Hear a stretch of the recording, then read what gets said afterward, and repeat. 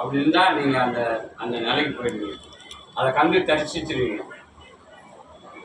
அப்போ நீங்கள் 3 உலகத்தில் இணையற்ற பூஜ்யமாக ஆயிடுவீங்க. அப்போ அதுதான் வைராக்கியம்.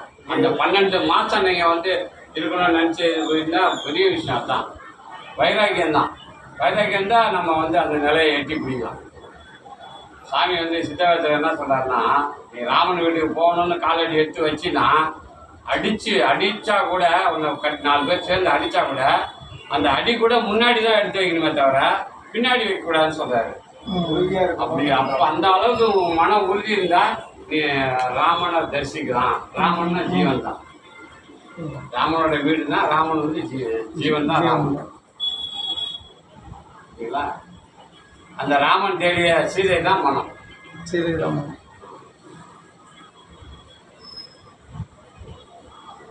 இதுதான் சாமி தத்துவமாக சொல்லியிருக்காரு. நம்ம ஒரு விஷயமும் அதில் சூட்சமாக சொல்லியிருப்பாரு. அதே மாதிரி இளவரசிங்களும் ஒரு சூட்சமாக சொல்லியிருக்காரு.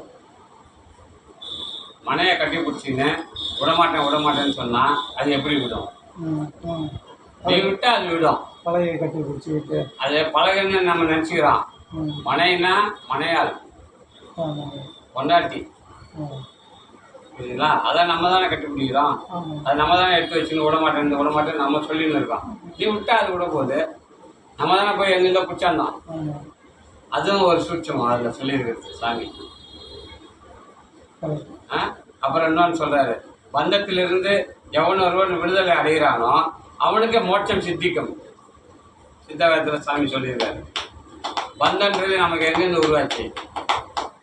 முதல்ல சொந்தம் ஆச்சு. ஒரு பொண்ணை சொந்தம் பண்ணிடணும். 2 சேர்ந்து ஒன்று பிறகுது பார்த்தீங்கன்னா அது பேர் தான் பந்தம். இந்த சொந்தம் பந்தம் இது 2 விட்டால் உங்களுக்கு மோட்சத்துக்கு வழி.